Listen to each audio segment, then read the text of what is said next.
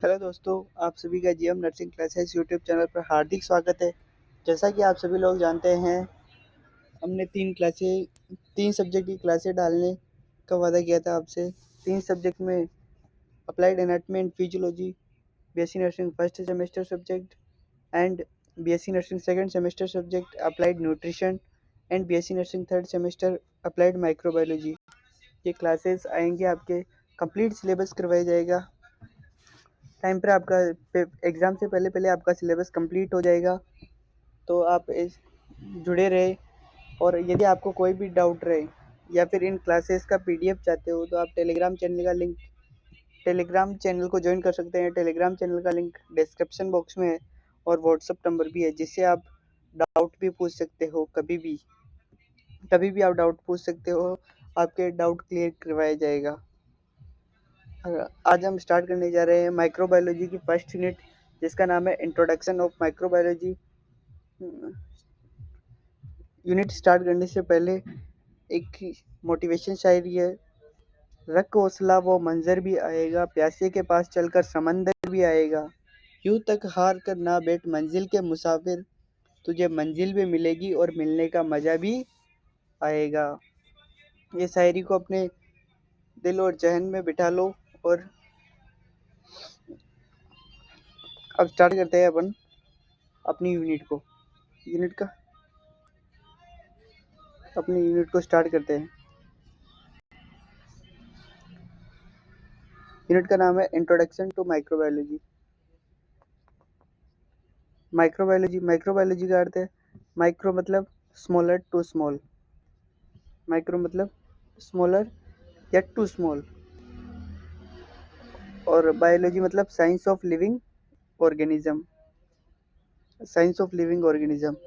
अब इसकी डेफिनेशन क्या बनती है, आप देख लो।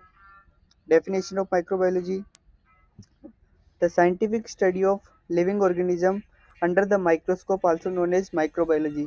साइंटिफिक स्टडी करना किसकी? लिविंग ऑर्गेनिज्म की। किसके अंदर? माइक्रोस्कोप के अंदर। उसे ही माइक्रोबायोलॉजी कहते हैं। Medical microbiology in which study of positive agent of any infectious disease. किसी भी इन्फेक्शियस डिजीज के पॉजिटिव एजेंट की स्टडी करना क्या कहलाता है? Medical microbiology.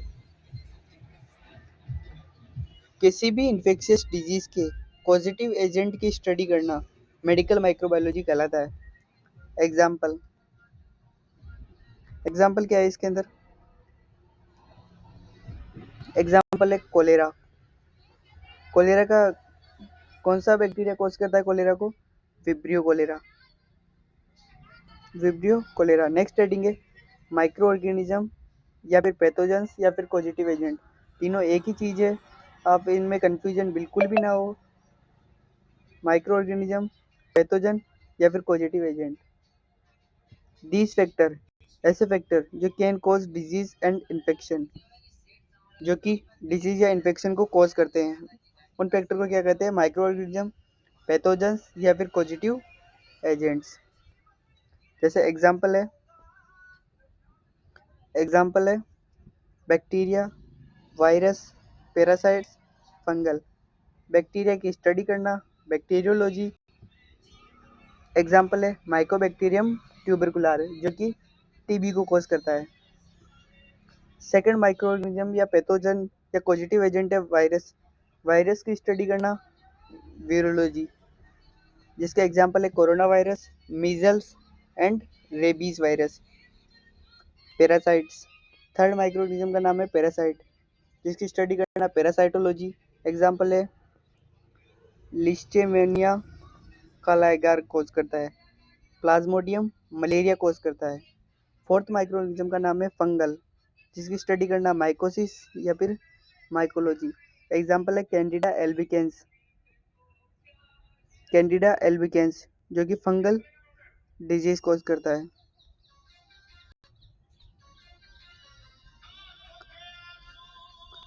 फिर नेक्स्ट हेडिंग है अपने scientific development of microbiology. The scientific study of microbiology उसाड मतलब की शुरुआत किसने की थी माइक्रोबायोलॉजी की? लुईस पास्चर ने साइंटिफिक स्टडी की थी किसकी? माइक्रोबायोलॉजी की। Professional study of microbiology, microbiology की परफेक्शनल स्टडी किसने की थी? रॉबर्ट कोच ने। और शुरुआत किसने की थी? लुईस पास्चर ने। Introduction and introduce of antiseptic surgery, antiseptic surgery का इंट्रोडक्शन किसने दिया था? Lord listener. इंट्रोड्यूस या फिर डेवलपमेंट ऑफ कीमोथेरेपी, कीमोथेरेपी को इंट्रोड्यूस किसने किया था? पॉल एरलिच ने। कीमोथेरेपी किसमें यूज़ की जाती है? यूज इन कैंसर के अंदर। इसके कीमोथेरेपी के अंदर हाई एंटीबायोटिक का यूज़ किया जाता है जो कि डिस्ट्रॉय करती है अबनॉर्मल सेल को।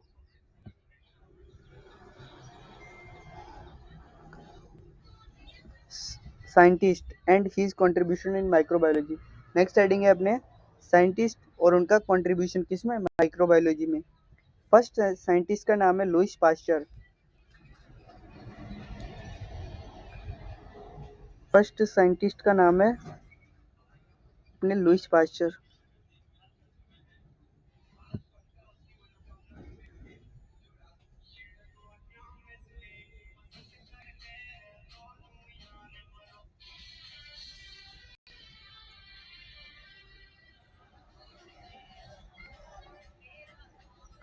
फर्स्ट साइंटिस्ट का नाम है Louis pasture.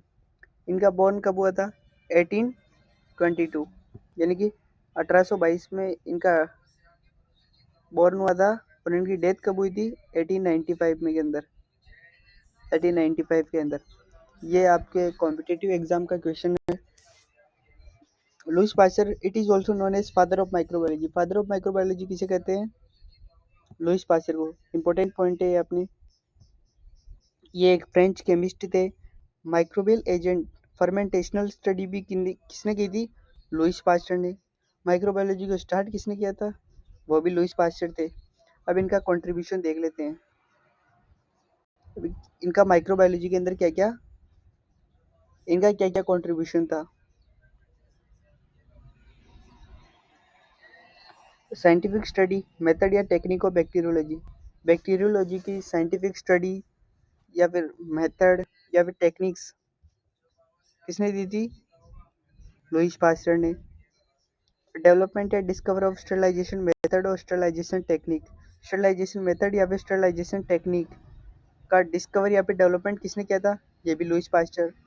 Study of anthrax, chicken pox, rabies and hydrophobic disease.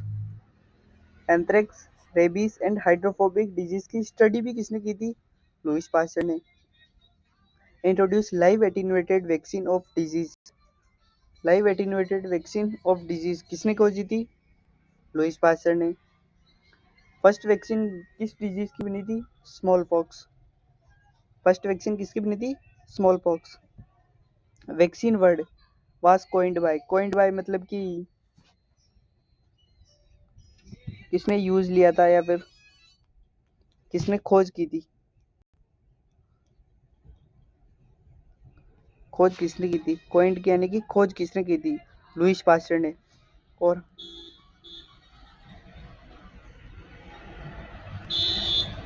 Vaccination word, vaccination vaccination word किसने खोजा था? एक सेकंड बस।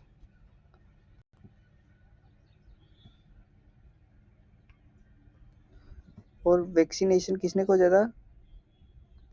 वैक्सीनेशन, या आप कमेंट में बता सकते हो। वैक्सीनेशन वर्ड खोजा था Edward Jenner.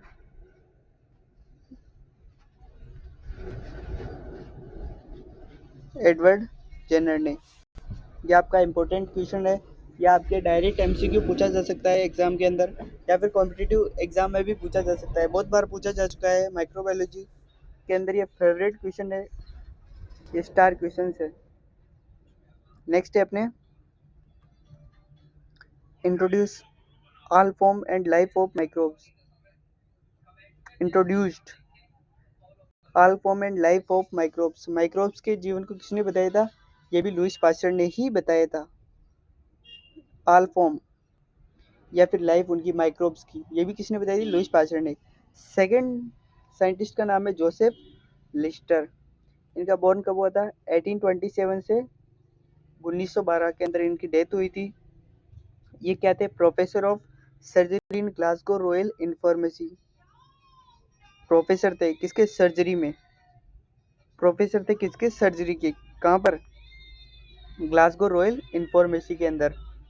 Introduce antiseptic surgery concept किसने दिया था? जोसेफ लिस्टर ने। कब दिया था? 1867 के अंदर।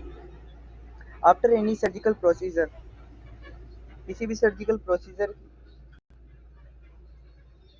किसी भी सर्जिकल प्रोसीजर के बाद में रिस्क क्या होता है? Surgical sepsis. किसका रिस्क होता है? Surgical sepsis.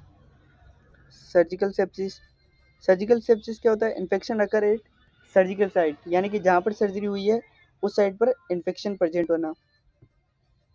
सर्जरी की साइट के अंदर से इन्फेक्शन कैसे जाता है? Infection enter into blood stream के अंदर एंटर करेगा, spread in all over body, पूरी बॉडी के अंदर फैल जाएगा, जिसे क्या कहते हैं? सेप्टिसीमिया कहते हैं। सेप्टिसीमिया से क्या हो सकता है? High risk of mortality and morbidity. Mortality मतलब कि डेथ रेट। मोर्टिलिटी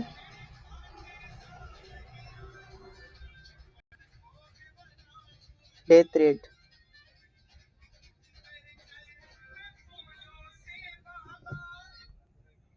इसको आप क्लियर करके बता दूं इसको।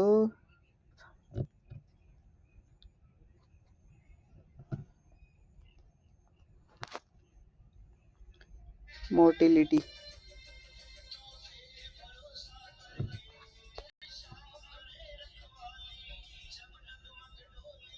मोर्टिलिटी मतलब कि डेथ रेट। डेथ रेट और मोर्बिडिटी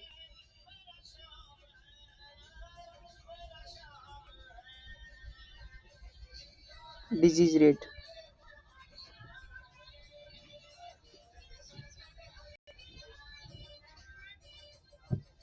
डिजीज रेट, इन दोनों के अंदर बहुत बार कंफ्यूजन होता है, इसलिए मैं इस कंफ्यूजन को यहीं पर क्लियर करवा देता हूँ। मोर्टिलिटी मतलब डेथ रेट और मोर्बिडिटी मतलब डिजीज रेट।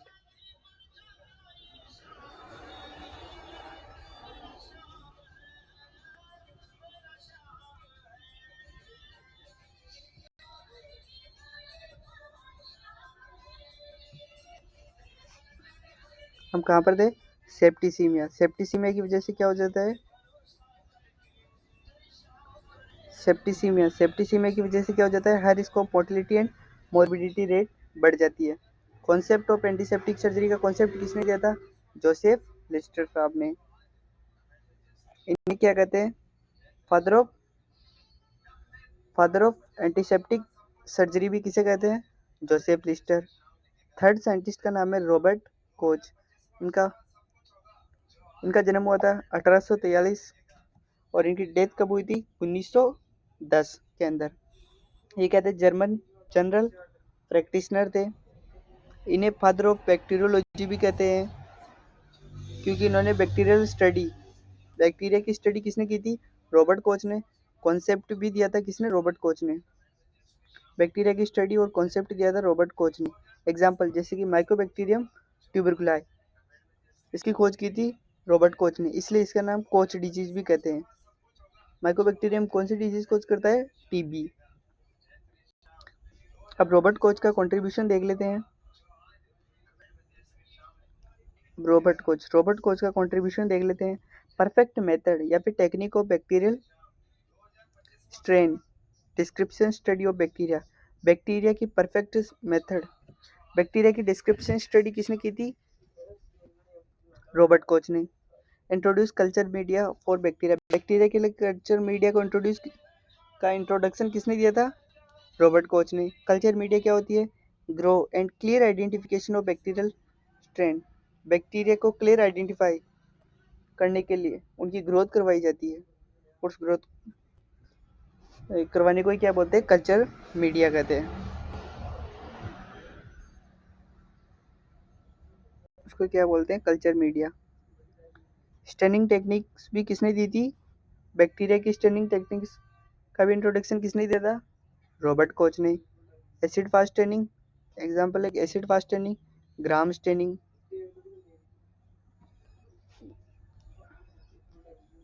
कुछ डिजीज की डिस्कवरी भी की थी। रॉबर्ट कोच ने। Discovery of some disease, anthrax bacillus, tubercular bacillus Vibrio cholera, इनकी भी डिस्कवरी किसने की थी? रॉबर्ट कोच ने। अब आपको छोटा सा डिफरेंस बताते हैं, coach postulate and coach phenomena. Coach postulate का मतलब होता है identifying positive agent of any infectious disease. किसी भी इन्फेक्शियस डिजीज के पॉजिटिव एजेंट को आइडेंटिफाई करना क्या कहलाता है? पोस्टुलेट। और coach phenomena, this type experiment on identified positive agent of disease के पॉजिटिव एजेंट को आइडेंटिफाई करके उस पर एक्सपेरिमेंट करना। डिजीज के पॉजिटिव एजेंट को आइडेंटिफाई करना तो क्या कहलाता है? Coach postulate. और डिजीज के पॉजिटिव एजेंट को आइडेंटिफाई करके उस पर एक्सपेरिमेंट करना क्या कहलाता है? Coach phenomena. एग्जाम्पल क्या है कोच पोस्टुलेट का? बैक्टीरियल कोज, बैक्टीरियल डिजीज किससे होती है? बैक्टीरिया की वजह से। और ये कोच फिनोमिना क्यों किया जाता है? एक्सपेरिमेंट क्यों किया जाता है पॉजिटिव एजेंट के ऊपर? एक्सपेरिमेंट क्यों किया जाता है?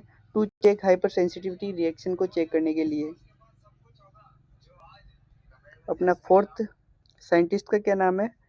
Paul Erlich, 1845 1915। इसमें तो इसका बॉर्न हुआ था, इसमें डेथ हुई थी 1915 के अंदर। ये जर्मन साइंटिस्ट था, इसे फादर ऑफ कीमोथेरेपी भी कहते हैं। और इसका कंट्रीब्यूशन क्या किया था? Apply strain of cell and tissue function. Strain को अप्लाई किसने किया था सेल एंड टिश्यू फंक्शन के लिए? पॉल एरलीच ने। Identify characteristics of acid fast bacilli bacteria. Acid fast bacilli bacteria की कैरेक्टरिस्टिक्स को आइडेंटिफाई किसने किया था? पॉल एरलीच ने। प्रपोज्ड साइड चेन या फिर एंटीबॉडी या फिर एंटीबायोटिक्स, इसको प्रपोज्ड किसने किया था? ये भी Paul Ehrlich. Introduce toxin and antitoxin, इसका भी इंट्रोडक्शन किसने दिया था? पॉल एरलीच ने। एग्जाम्पल क्या है टॉक्सिन एंटीटॉक्सिन का? एंटीशिरा एंटीजन। एंटीजन को न्यूट्रलाइज करने के लिए क्या दी जाती है? एंटीबॉडी। टॉक्सिन क्या है? एंटीजन। इसको न्यूट्रलाइज करने के लिए एंटीबॉडी काम में लेना, जिसे ही क्या कहते हैं? एंटीटॉक्सिन। आज के लिए यही तक साथियों। Thank you. यदि आपको इसका पीडीएफ चाहिए, थैंक यू दोस्तों, थैंक यू वेरी मच। यदि आपको इस नोट्स हैंड रिटन नोट्स का पीडीएफ चाहिए तो आप टेलीग्राम चैनल को ज्वाइन कर ले। टेलीग्राम चैनल का लिंक डिस्क्रिप्शन बॉक्स में है। और यदि आपको कोई भी डाउट हो क्लास, तो आप व्हाट्सएप पर मैसेज कर सकते हैं। व्हाट्सएप नंबर डिस्क्रिप्शन बॉक्स में ही है। और आपको क्लास कैसी लगी एक बार कमेंट करके ज़रूर बताएं। और चैनल को सब्सक्राइब करें, बेल आइकन को प्रेस करें, ताकि आपको जब भी क्लास आए तो आपको नोटिफिकेशन मिल जाए। Thank you very much.